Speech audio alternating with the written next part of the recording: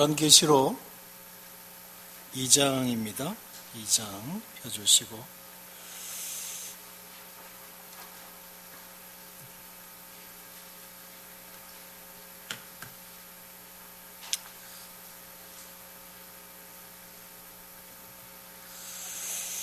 계시록 2장 18절 이하에 두아디라 교회의 사자에게 편지하라.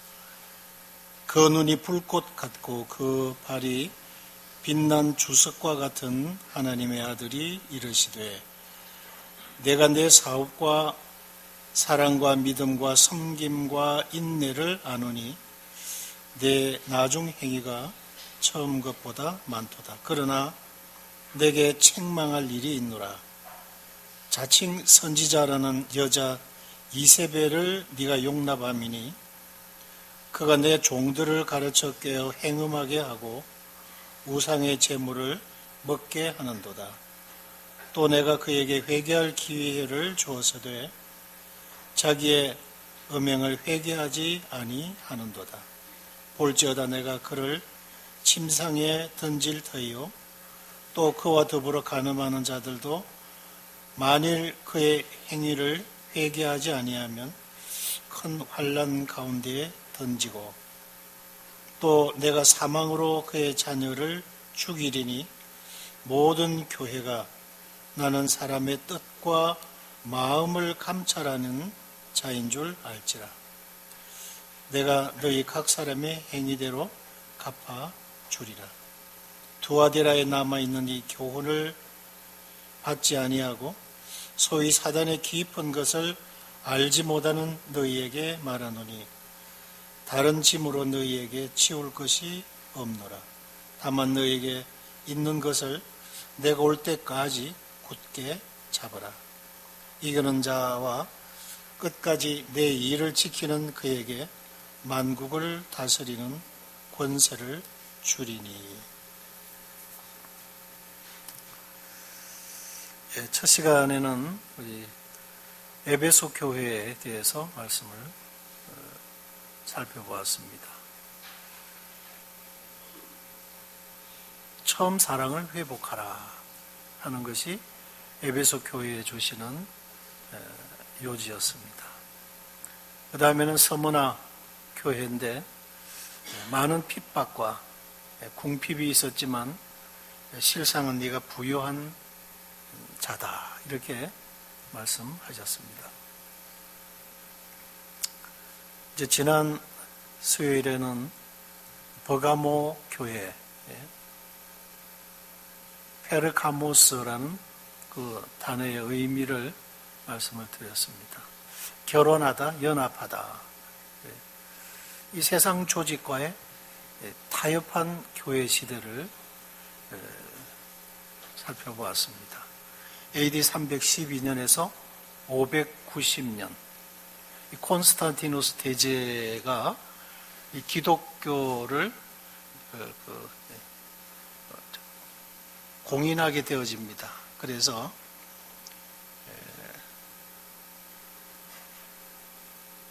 그전에는 악명 높은 10명의 군주들에 의해서 이 서머나 교회의 시대는 핍박의 시대였습니다. 이제는 완전히 이제 상황은 바뀐 것입니다.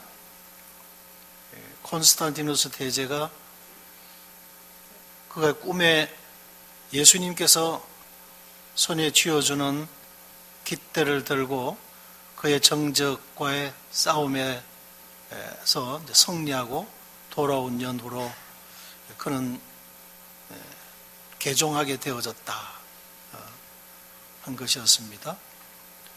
물론 이제 어느 시각에서 보느냐에 따라서 달랐습니다. 정치적 수완이었다.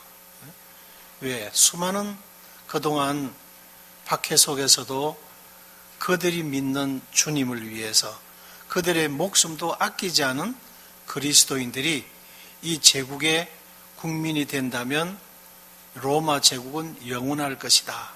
왜? 그들의 나라를 위해서 그들의 목숨을 바쳐 지킬 것이기 때문에 이런 착상에서 이 기독교를 로마 국교로 공인한 것이 아니냐, 이런 이제 그 시각도 있었다는 것입니다. 아무튼 그때로부터 이 핍박은 막이 내려졌지만, 그러나 박해 시대에는 목숨을 걸고 복음을 전하고 목숨을 걸고 기도드리고 목숨을 내어놓고 전도를 했습니다.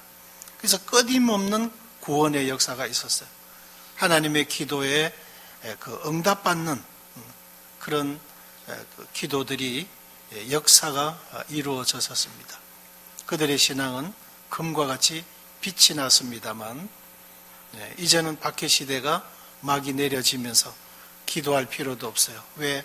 제국의 황제가 우리되고 있고 제국의 황제가 보호를 해주고 있으니까요. 전도할 필요가 없어요. 모든 제국의 국민들이 다 예수 안다, 뭐 우리도 믿는다, 믿으면 되지 않느냐, 반대하지 않는다, 다 좋다고 생각한다, 결코 나쁘다고 생각하지 않는다, 언젠간 믿겠다, 뭐 이렇게 매우 다들 우호적이고 또 뭐 친근을 표하고 이러기 때문에 이제 뭐 박해가 없으니까 또 목숨을 걸고 또 전도도 할 필요도 없게 되어진 것입니다. 소련의 그 지하교회 성도님들이 이제 서독으로 나오게 되어질 때 서독 정부에서 그런 살아있는 신앙 간정의 성도들을 소련 정부에게 많은 돈을 주고 서독으로 이제 사실은 데려갔습니다. 몇 명씩 이렇게 차출이 되어져서 사실상 팔려나갔죠. 그럴 때 이제 그 소련 지하교회 성도들이 나가는 그 성도들을 위해서 당부하기를, 자유진영에 가거들랑 이 금과 같은 믿음, 이 빛이 변질되지 않도록 굳게 지켜라고 그렇게 당부를 해줬다고 합니다. 이렇게 해서 이제 기독교라는 종교, 기독교가 이 정부, 이 정치와 결탁이 되어지면서 이 기독교 종교로 타락이 되어지게 되어진 것입니다. 그래서 AD 312년부터 590년까지를 우리는 버가모 교회 시대다 하는 것입니다. 그래서 교회사의 힘겨운 서문화 교회 오르막길을 끝내고 버가모 교회 시대로 들어서면서 내리막길을 만났을 때 이제 힘들지 않고 편안하게 내려갈 줄 알았는데, 그러나 사실상은 더 위험했다는 것입니다. 그래서 교회는 권력자들에게 인정을 받기를 원했고 또 인기 있는 이런 종교가 되어졌던 것이었습니다. 그래서 교회에 가난한 성도는 빠지고 이제 귀족들이 그 자리를 점유하는 이 경건성이 없어졌어요. 그 재력가들, 그런 뭐 정치인들, 그래서 세상에서 그런 세도를 부리던 사람들이 교회 안에 들어와서도 그들이 거듭난 경험들이 없기 때문에 안에 들어와서도 여전히 그들의 그 어떤 그 권력을 교회 안에서도 휘두르려고 하는 것이었습니다. 그러니까 어때요? 경건되고 가난한 성도들은 이제 뒤로 빠지게 되고 물러나게 되어져 있는 것입니다. 형제는 사라지고 직분자들만 활동하는 교회가 되어졌다. 이것이 버가모 교회의 모습이었다는 것입니다. 무언가가 감투를 맡은 사람들만 일하는 것이 아니죠. 우리는 모두가 형제요, 자매요, 주님이 우리를 부르셔서 다 은사들을 다 주신 것입니다. 누군가가 어떤 일에 맡은 자들만 일을 하는 것이 아니죠. 전도부 형제들만 전도하는 것이 아니죠. 우리 개인 전도를 우리가 모두가 다 해야 되는 것입니다. 그래서 기독신앙은 기독교 종교화 되어지고 이것이 기독신앙인지 기독 종교인지 구분이 없게 되어졌다 하는 것입니다.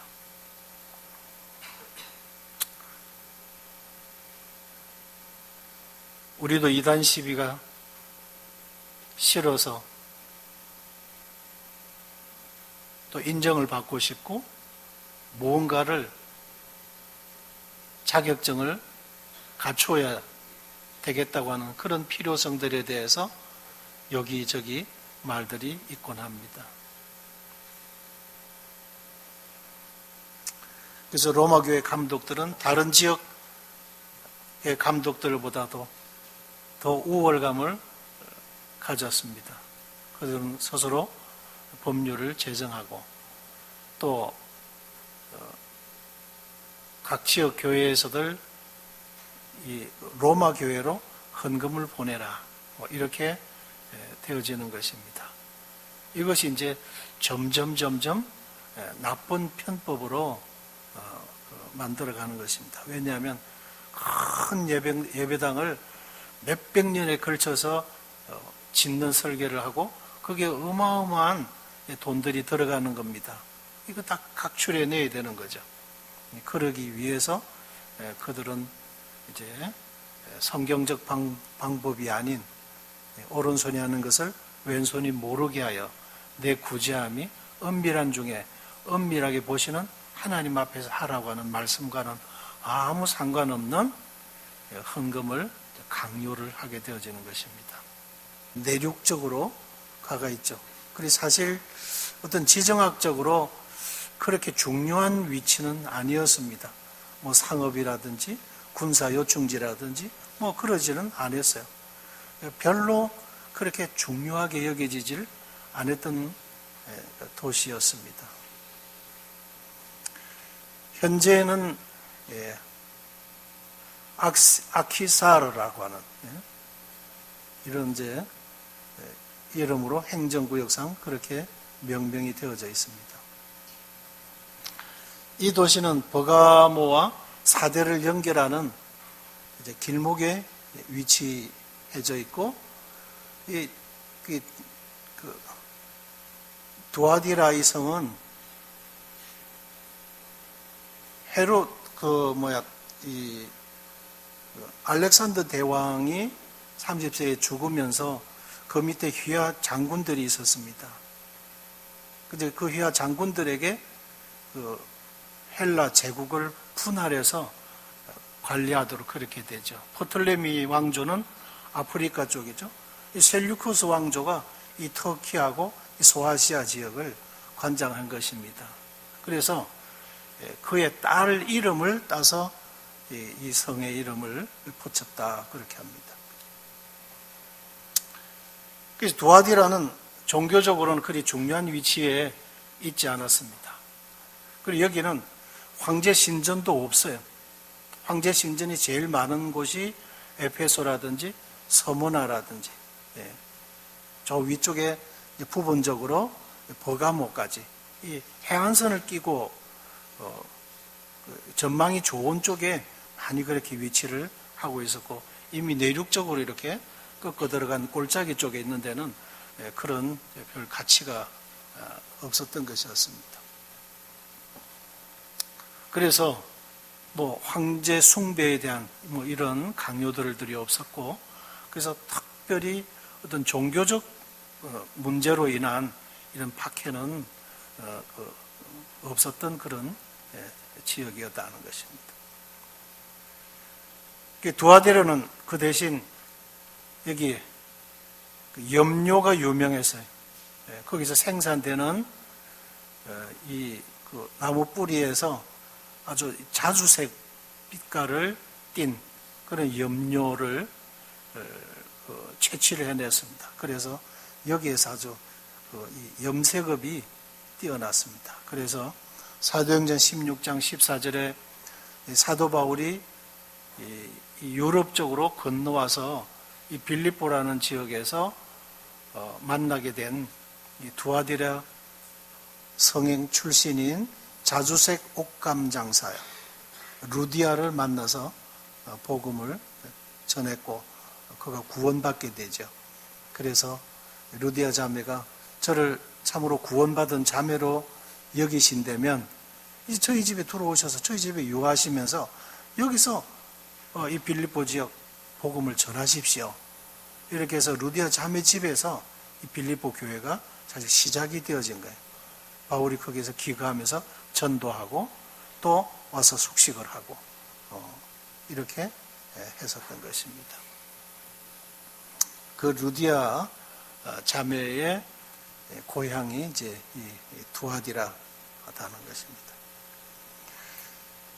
이곳에는 이제 상공인 조합이 결성이 되어졌고, 왜냐하면 이제 그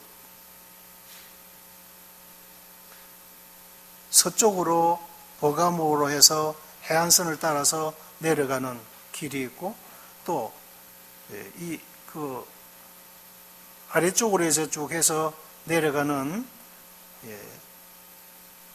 4대 빌라델피아, 라오디게아 이런 쪽으로 해서 그 길이 내려가는 그 통로에 있었습니다. 그러다 보니까 외세 침략을 많이 받았어요.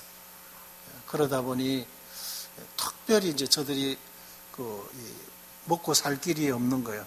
그러다 보니 이것을 이제 시작을 하게 되어졌고, 그들끼리 이제 상공 조합을 결성을 하게 되어진 겁니다. 그러면서 근데 이제 여기 이세벨이라고 하는 이 사제가 있는데, 이들이 일을 시작하기 전에 항상 어떤 미신적인 고사를 지내고 이런 이제 행위들이 있었어요. 조합원들을 중심으로 해서 음식과 술을 먹이고 또 우상 숭배 의식을 행하도록 한 다음에 이제 그들이 일을 시작을 하는 것이었습니다.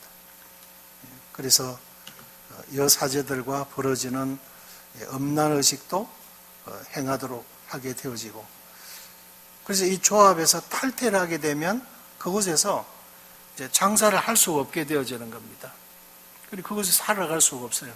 그러다 보니까 이제 그들이 사업상 함께 하게 되고, 함께 하다 보니까 그게 연루되게 되고, 연루되다 보니까 그들이 착한 양심도 이제 더럽혀지게 되어졌다는 것입니다. 이것이 두아디라 지역의 배경이고 교회가 타락이 되어지게 된 배경이다 하는 것입니다. 서기 538년 로마 가톨릭 교회는 로마 황제로부터 종교와 정치, 군사력에 대한 막강한 권세를 부여받게 되어집니다. 그러면서 로마 가톨릭이 이 로요라라는 사람의 행정을 정리하게 되고 또 교리를 이제 정립을 하게 되어집니다. 그러면서 성경을 평민들은 소지하지 못하도록 하는 법령을 만들게 되고, 또 여기서 이제 교육받은 이제 이수한 특별한 이제 사제들만 성경을 보도록, 아무나 성경을 보지 못하고 개인이 가지고 있는 모든 성경, 개인 소장용은 다 회수해서 불을 태워버렸어요. 그러면서 로마 캐토릭이 이제 정리해 놓은 교리서, 그것을 중심으로 설교를 듣도록 그렇게 하는 것입니다. 그러니까 전부 이제 소경들이 되는 거죠. 성경을 보면 그들의 마음의 비침이 되고 그들의 눈이 떠여지게 되고 옳고 그름에 대한 바른 분별, 진리와 거짓 것에 대해서 분별하게 되어지는데 성경을 못 보도록 해버린 것입니다. 그래서 이 교리를 거절하는 캐톨릭에서 만든 이 교리를 거절하는 어떤 이들도 다 이단자로 취급을 하고, 그때 당시 교회사에 보면 캐톨릭 교회사에서는 5천만 명이라고 되어 있습니다. 그런데 6,500만 명이다. 예. 이 바티칸 지하에 그런 명단들과 그런 그 기록물들이 있다고 그럽니다. 그래서 5천만에서 6,500만 명이면 이 남한 인구 숫자예요.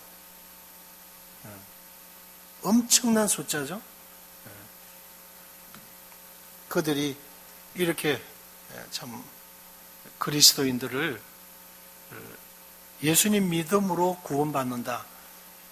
예수님 우리의 모든 죄 다 사해 주셨다. 그러면 이단자가 되는 거죠. 그래서 이들이 종교 재판 부를 만들어 가지고 바로 이제 종교 재판에 회부시켜 버려요. 그러면 이제 그 밤새 그냥 그 집의 모든 가솔들은 다 체포되게 되고, 그 밤에 그냥 정당한 어떤 그 정상적인 그 재판도 없이 처형을 당하게 되고, 그들이 가지고 있는 재산은 다 압수를 해버리는 것입니다. 이 두아디라 교회 시대는 이 538년에서 1517년, 그러니까 은 천년이라고 하는 긴 세월을 일컬어서 중세 종교 암흑 시대다, 그렇게 하고 있습니다. 그래서 1517년에 마틴 루터 신부가 그가 성경을 읽다가 양심 선언을 하게 되죠. 그 위텐베르크 그 성당문에 이제 반박문을 내세우고, 캐톨릭이 너무 성경에 없는 잘못된 것을 가르치고 행하고 있다, 강요하고 있다, 이렇게 이제 반박문을 내걸게 되어집니다. 그러면서 이렇게 해서 종교 개혁이 일어나기 전까지, 이 538년에서 종교 개혁이 일어나기 전까지를 이제 두아디라 교회 시대다, 이렇게 이제 하는 것입니다. 그리고 이 시대에 동안 로마 캐톨릭의 권세는 유럽의 국왕들을 지배하고 장악할 만큼 강력했습니다. 국왕도 폐위를 시켰어요. 명령에 불복종하면 바로 이제 구금을 시키고, 그 가끔씩 이제 TV 고전 그런 이제 영화나 이런 거 보면 이런 배경들이 많이 깔려 있어요. 역사 속에.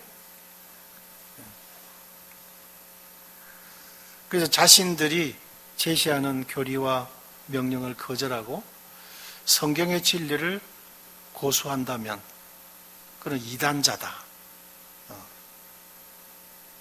그래서 개신교, 프로테스탄트라 그래요. 캐톨릭에서 볼 때 프로테스탄트들이 반항자다, 반항자들이다, 그런 뜻이에요. 그러니까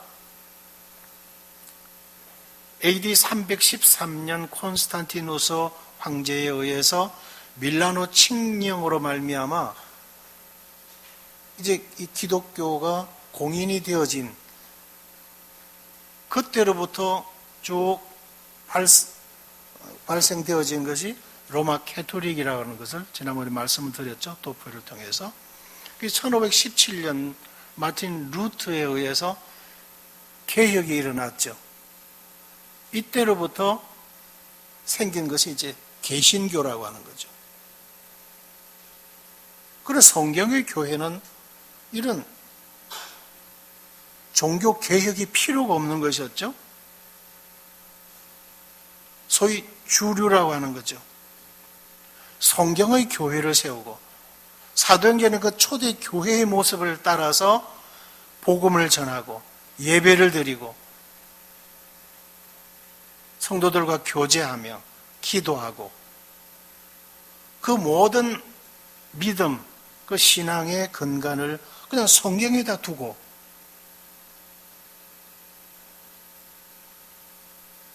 성경적인 교회를 이루고자 했던 많은 경건한 형제들이 있었던 것을 보았죠.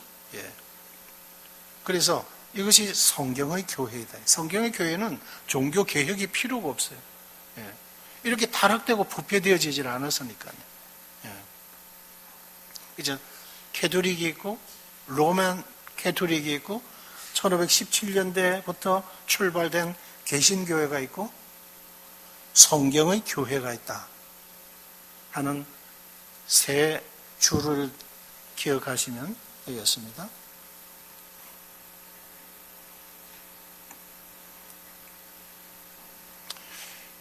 중세 종교 암흑 시대, 여기에 나타나신 주님은 여기에 우리가 방금 읽은 대로 그 눈이 불꽃 같고 그 발이 빛난 주석 같은 하나님의 아들의 모습으로 우리 주님이 나타나셨어요. 너무 이제 버가모 교회 시대를 거쳐오면서 세속적인 정부와 결탁하게 되고 그리고 이 두아디라 교회로 접어들면서 이제 완전히 이제 교회의 어떤 영적인 부분들은 다운이 되고 침체된 가운데서 많은 거짓 것들이 이제 함께 뒤섞이게 되어진 것이죠. 그러니까 주님이 그것을 보실 수가 없는 거죠. 모든 것을 다 아시고 살피시는 주님이라는 거죠.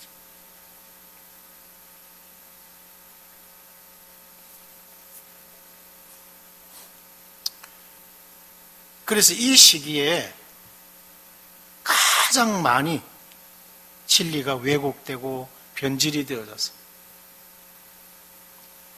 거짓 교리와 거짓 복음이 난무했는데 그것을 거절하고 받아들이지 않는, 함께 할 수 없는 성도들은 결국 어떻게 떠나야 되었어요. 알프스 산맥 깊숙.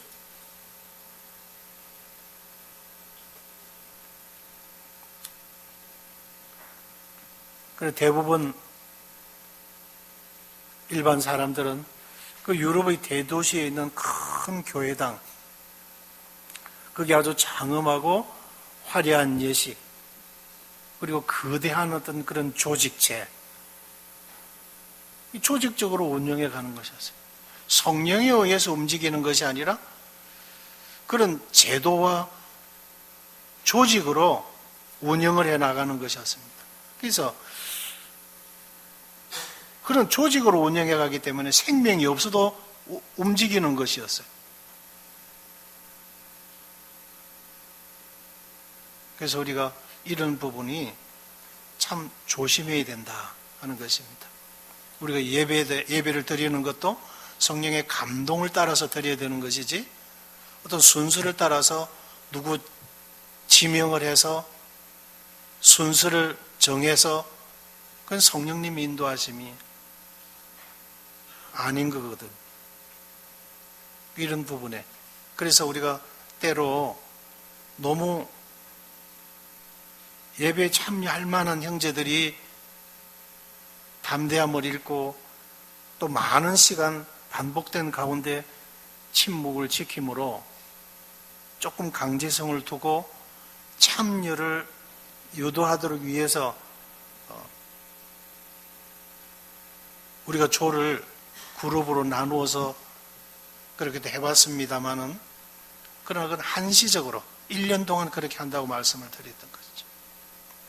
상당히 이런 부분은 형제들을 격려하는 부분의 차원이라는 그런 관점에서 우리가 유익을 얻은 부분들이 있어요. 그러나 그렇게 가는 것이, 예배는 그렇게 간다라고 생각하면 안 되는 거죠. 이건 우리가 상당히 조심해야 될 부분이에요. 우리가 예배는 성령의 감동하심을 따라 신령과 진정으로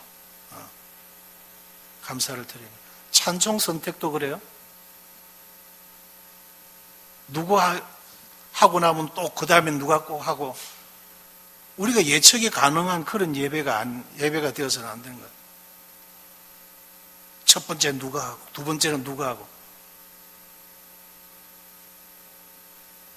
이는 성령님의 인도하심이라 할 수가 없는 거죠.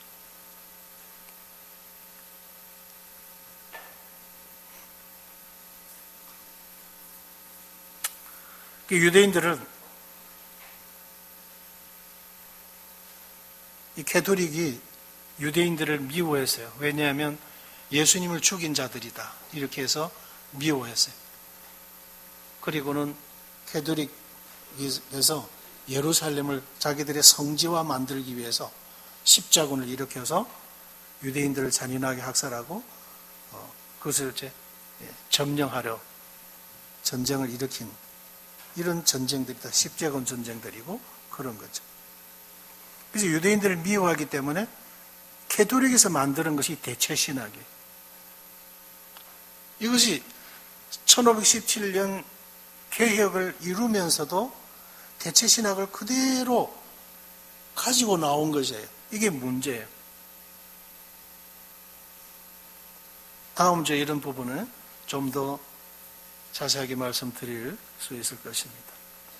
이 속사도 시대에 주고받았던 경건하고 영감 있는 편지들, 그 내용들을 좀 보게 되면요, 참 성경 말씀만 다 내용들이 인용이 되어 있어요. 신약 말씀들이 많이 인용이 되어져서 인용되고 이질돼 가지고, 그러니까 이 속사도 시대 때에 얼마나 참 말씀을 사모했느냐 하는 것을 보게 되죠. 그들의 모든 이 경건한 장로들의 입에서 나오는 모든 말들이 다 성경 말씀을 근거로 한 대화들이었어요.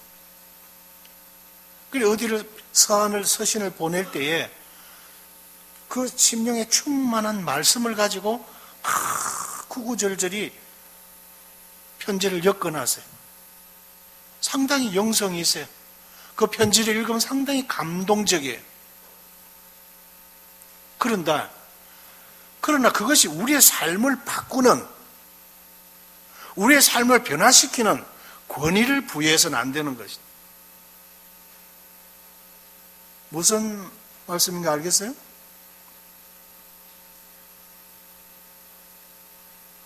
어떤 앞선 형제님들의 조언이 유익이 될지라도, 도움이 될지라도 그것이 하나님의 말씀의 권위에 두어서는 안 되고, 말씀을 제쳐놓고 그것을 우선시해서도 안 된다고 하는 것이죠. 그러니까 이런 편지들을 엮어서 외경을 만들었어요. 그 성경 66권에다가 더한 거예요. 버리기 아깝다. 성경과 같은 권위를 부여한 거예요. 안 되지요.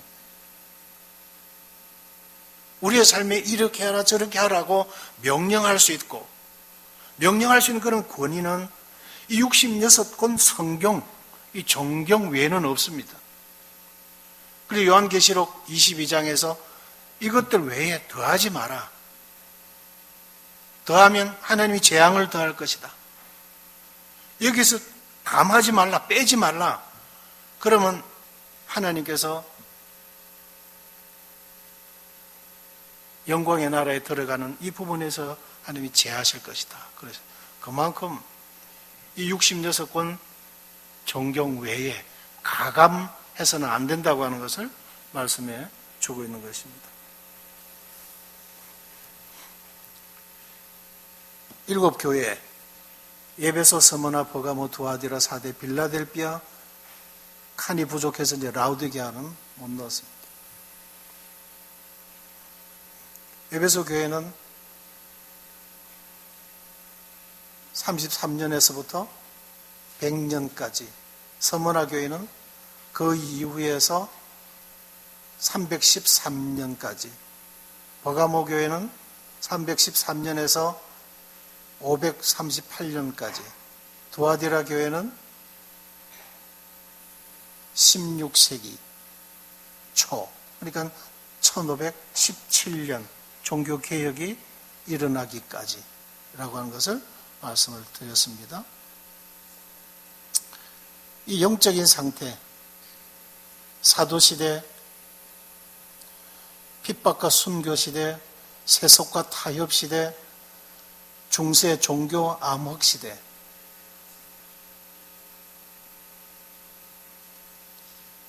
에베소 교회 이 악한 자의 역사는 니골라당의 교리가 교회에 잠입해 들어오던, 이것과 에베소 교회는 싸웠죠.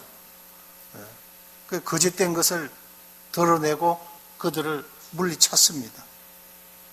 이런 일들을 에베소 교회는 깨어서 했어요. 그런데 버가모 교회는 이 니골라당의 교리를 이제 영입하게 되어지는 것입니다. 그러면서 이제 성자를 숭배하는, 존경은 좋지만 숭배의 대상이 되어서는 안 되는 거죠. 이 두아디라 교회는 마리아를 숭배하고 마리아 무염시태, 그러니까 마리아가 남녀의 결합을 통해서 잉태된 마리아가 아니다 이거예요. 그러니까 성모 마리아라고 이렇게 존엄을 더한 거죠. 그래서 면죄부서를 만들고 거기서 속죄권을 팔고, 두아디라 교회 시대에 이런 걸 만들었어요. 고해성사를 통해서 죄사함을 받도록 하는 거, 화채설. 그러니까 떡이 예수님의 몸으로 변화한다. 이게 화채설이에요. 그 다음에 연옥설. 이런 연옥설은 사제들의 금광이다 라고 할 정도로 이 죽으면 연옥에 떨어진다라고 하는 거죠. 그러면 그 죽은 자를 위해서 뒤에 자손들이 계속 기도해 줘야 되는 거예요. 촛불을 켜줘야 되고, 촛불을 켤 때마다 돈을 헌금을 내고, 심지어 어떤 추기경은 그 죽은 고인을 위해서 헌금통에 땅그랑 돈 떨어지는 소리와 함께 천국 쪽으로 한 계단을 올라간다. 그러니까 지옥에 떨어지기 전 단계에 있다고 하는 거죠. 후손들이 그분을 위해서 죽은 부모면 부모를 위해서 기도하고 헌금을 하지 않으면 그냥 그대로 지옥으로 추락한다는 거죠. 이런 교리를 만드는 거예요. 이때 다 목적이 뭔가 다 나오죠.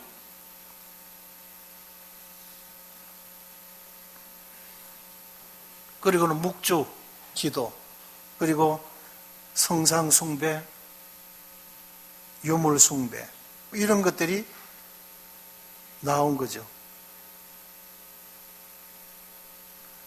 그래서 각종 이교도들의 가르침, 염불 외울 때 이렇게 돌리는 거 있죠? 불교, 그죠? 염주라 그러잖아요. 캐톨릭에서 그대로 염주가 있잖아요. 향을 사르죠? 향 사르잖아요. 구약에서도 그런 예식들을 가지고 들어온 거예요. 조금 더 크게 확대를 하면 이렇게 되죠. 마리아 숭배, 무염시대, 면죄부 판매,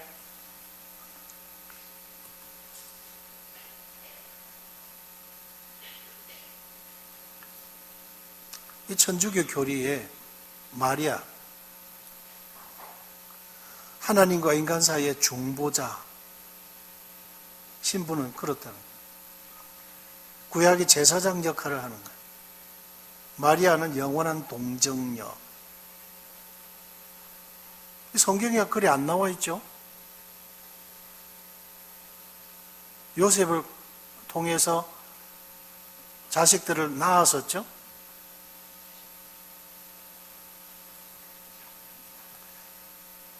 하나님의 어머니, 호칭이 그래 돼요. 마리아 무죄인 태설, 마리아 부활 성천설. 이 교황들이 다 그렇게 했어요. 선포를 했어요. 은총의 중재자, 기도의 중보자. 성경을 이렇게 인용해요. 갈릴리 가나의 혼인잔치집에서 예수님과 그의 제자도 청함을 받았더니 이 집에 포도주가 모자랐죠? 그래 마리아가 이 집에 포도주가 없다 한대. 그거예요. 그 잔치집에서 포도주가 없으니까 예수님한테 직접 부탁드리기가 못하니까 마리아를 통해서 예수님에게 전달했다. 이렇게 되는 거예요. 저거들 그렇게 풀이하고 있죠. 그런데 예수님 뭐라고 하셨어요? 여자야, 나와 무슨 상관이 있느냐? 그러셨죠. 이 일에 대해서는 인간이 간섭할 일이 아니고 이 일은 인간이 개입할 일이 아니라고 하는 거죠. 그리고 마리아가 즉각 알아차리고 하인들에게 예수님이 뭐라고 말씀하시든 순종하라고. 이러고는 뒤로 빠졌죠. 그래서 구원의 어머니. 이런 식으로 이제 교리를 이렇게 만들어 놓은 거예요.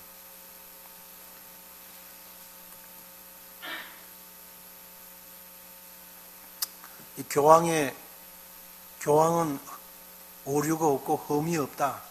이거예요. 교황은 잘못하지 않는다. 이게. 교황 면제권, 사면권과 면책권을 교황은 가지고 있다.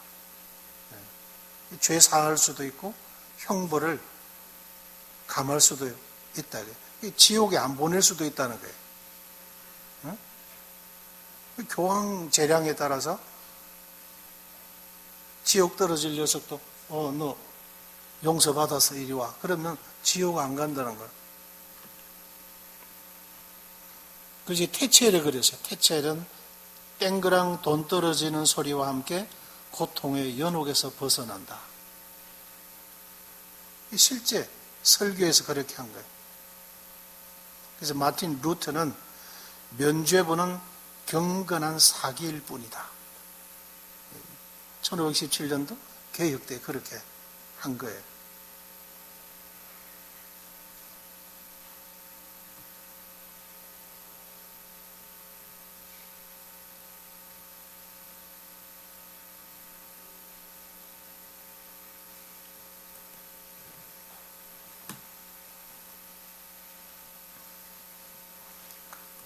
그리고는 이런 이제 이집트 신화에 나오는 이 오벨리스크인데 여신 이시스 그의 남편 오시리스의 남성을 의미하는 오벨리스크. 이거는 이제 태양신을 상징하기도 한다는 거예요.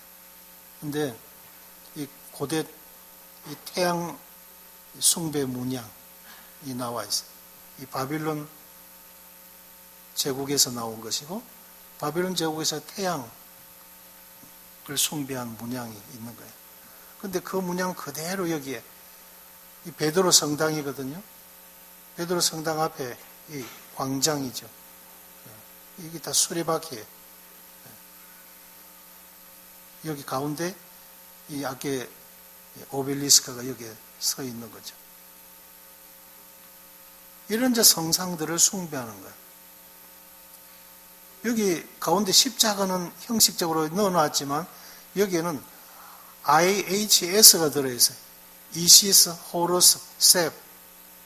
이게 뭐냐면 이집트의 신들의 이름이에요. 이집트 신들 이름이라.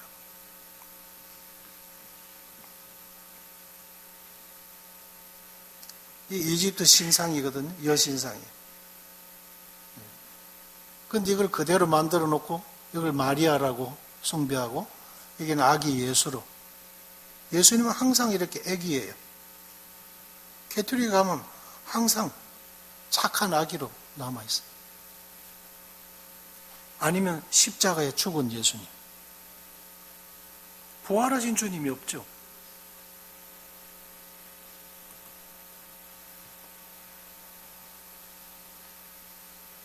그래서 이 세속 정치와 타협한 기독교가 기독교 종교화로 타락이 되어진 거예요.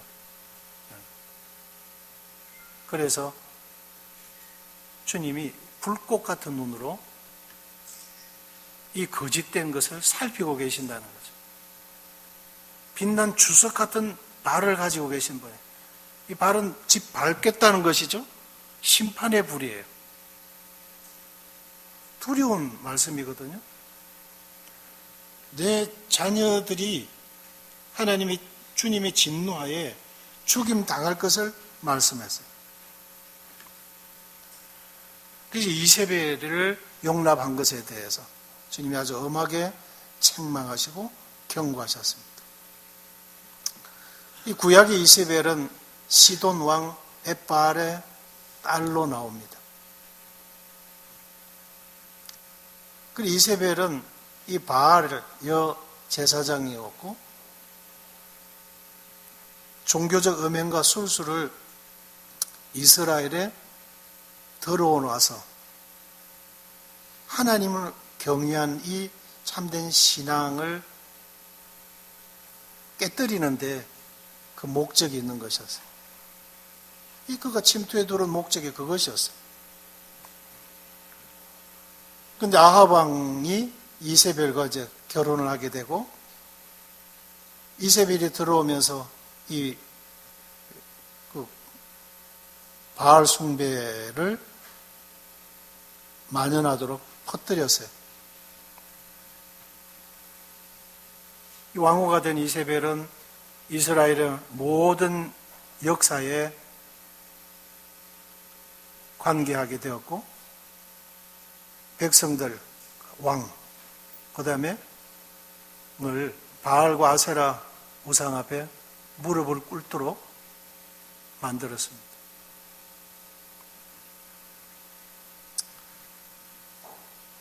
엘리야가 이 여자 이세벨을 두고 한 예언을 보면요. 열왕기상 21장 23절에 개가 그 죽은 시체를 뜯어먹을 것이라 그랬어요. 그런데 아합 왕이 이 경고에 두려워해서 그가 조심하게 행했습니다. 이 나봇의 포도원을 자기가 갈취를 하고 싶었던 거예요. 그런데 성에 가깝기 때문에 내한테 팔아라. 이거 조상으로부터 받은 거기 때문에 왕에게 줄 수 없다.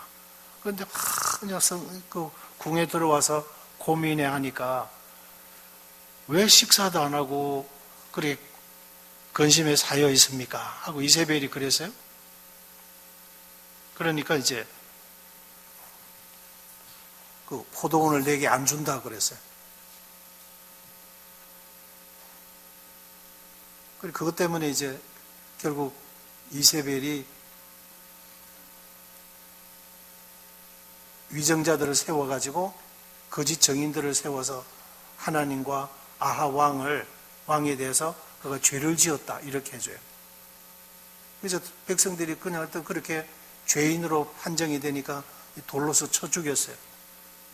그리고는 죽여버리고 강제로 그 포도원을 그가 갈취를 하게 되죠. 이 악한 죄에 대해서 하나님이 다 보고 계셨던 겁니다. 그래서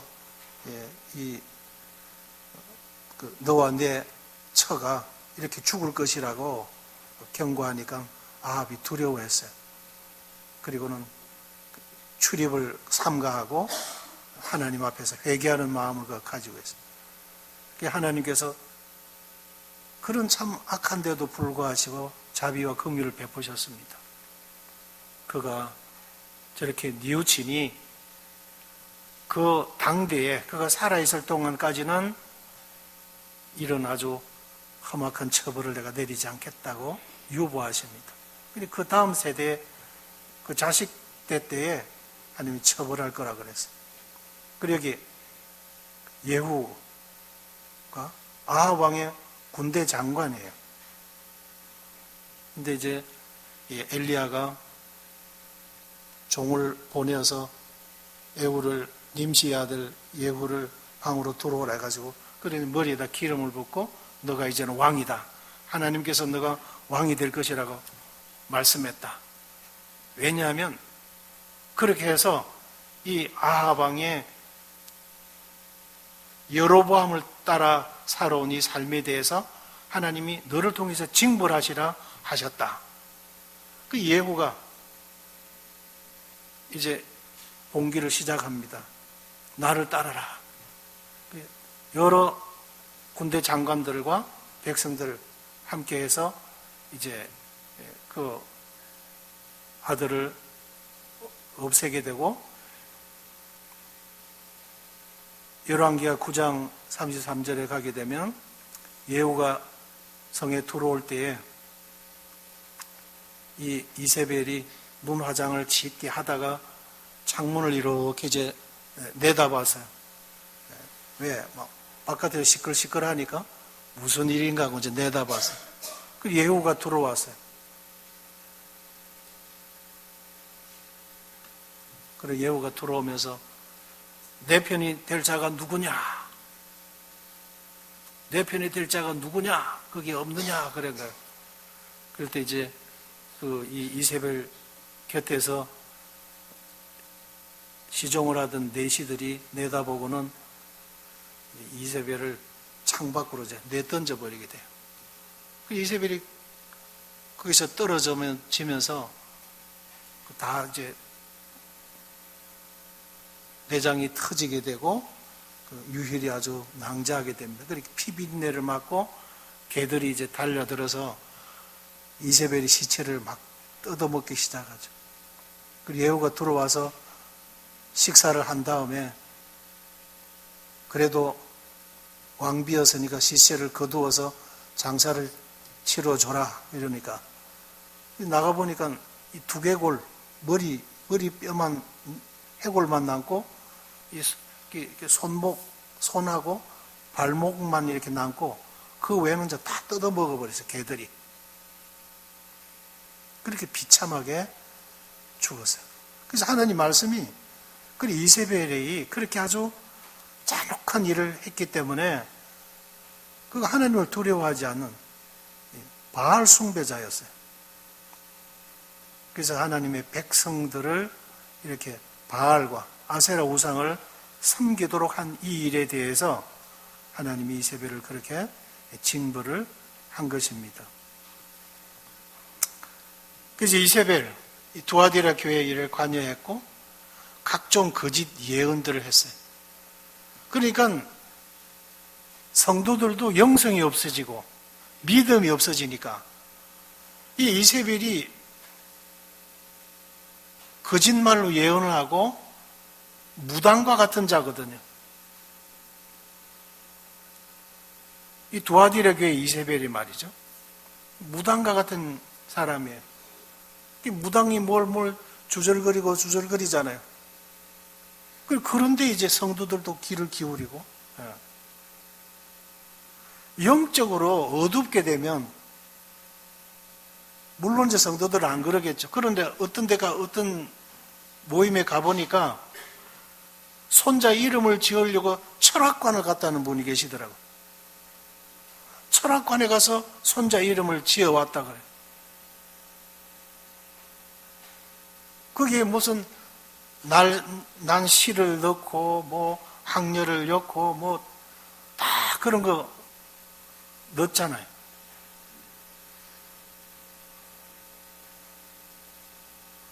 그래서 이 영적으로 무지하면 그런 일이죠.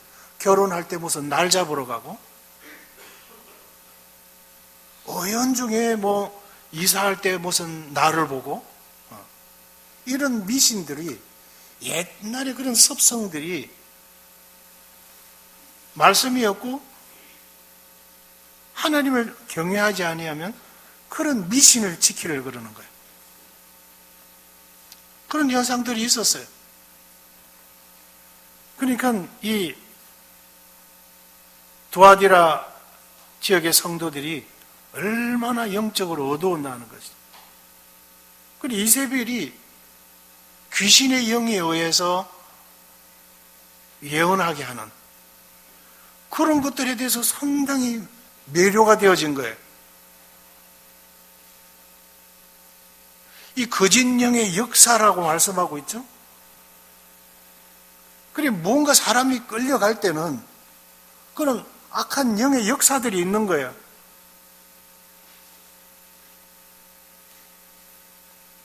이 거짓 영의 역사들이. 그래서 우상숭배와 음란으로 이미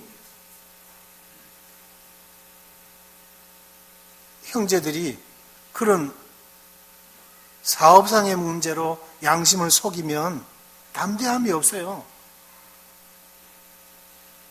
사업상의 문제로 이런 악한 일들을 하고 나면, 예를 들면 어떤 형제가 담배를 태운다고 합시다. 그런 형제들이 있더라고요, 저쪽에 가보니까. 근데 상당히 구원받은 지도 오래돼요. 이 대화해보면 상당히 믿음이 있어요. 상당히 논리적이에요. 그런데 예배 때 감사를 못 드려요. 왜? 그 양심이 하나님 앞에서 깨끗하지 못하니까. 사단이 뭐라고 송사해요? 담배 하나 끝도 못하는 네가 뭘 가르치겠다는 거야? 예를 들면 그렇다는 거죠. 우리의 담력을 빼앗아가요. 그래서 현재 나타난 그런 가벼운 것들이 용납을 통해서 우리의 본질에 아주 치명적인 손상을 입힌다니까요. 이 버가모 때 이렇게 하나 둘 타협하기 시작한 것이 두아디라 교회 시대에 들어와서는 무엇인가를, 그 조직은 운영이 되어야 되겠고, 다 성령님의 인도함은 없고, 감사는 드려야 되겠고, 그러니까 어떻게? 기도문을 막 작성을 하는 거죠. 성령님의 인도하심을 따라 감사 드릴 수가 없어요. 성령님의 인도함을 받을 수 없으니까. 그러니까 외로울 때 하면 또 외로울 때 하는 기도문이 있어요. 뭐 이럴 때, 뭐 몸이 아플 때 기도문이 있어요. 다 그렇게 되어져 있어요.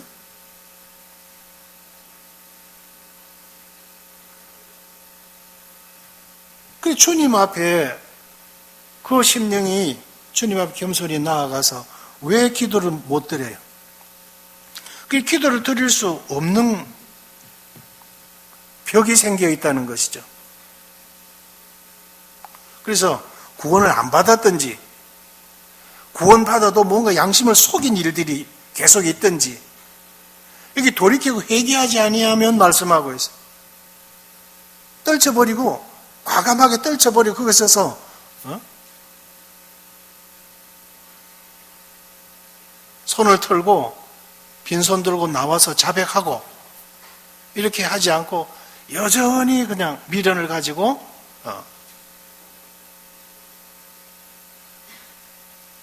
이어져 올 때에 계속해서 구원받은 횟수는 오래되어도, 분별하는 귀는 세련이 되어 있어도 그 심령이 주님 앞에 담대함은 가질 수가 없다고 하는 것입니다.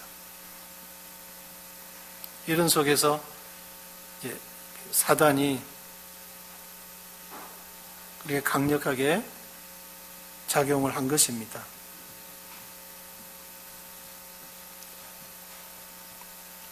여러 사진들이 있는데 여기까지 말씀을 나누겠습니다. 주님은 두아디라 교회를 불꽃 같은 눈으로 주님 살피고 계신다는 것입니다. 우리들도 살피는 분이세요. 우리가 여전히 그런 것 떨치지 못하고 버리지 못하고 미련을 두고 있는 이상은 우리의 신앙에는 변화가 없다는 거예요. 그래 결국은 뭐야? 죽는 거죠. 죽는 거예요. 그 죽는다는 의미가 지옥 간다는 의미가 아니죠. 말씀을 들으면 뭐예요? 그 죽은 신앙이잖아요. 삶에 적용이 안 되고 있는데.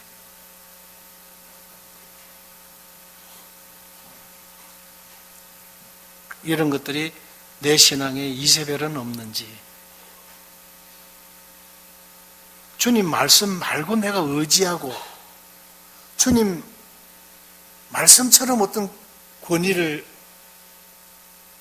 부여하고 있는 이런 악한 것들은 없는지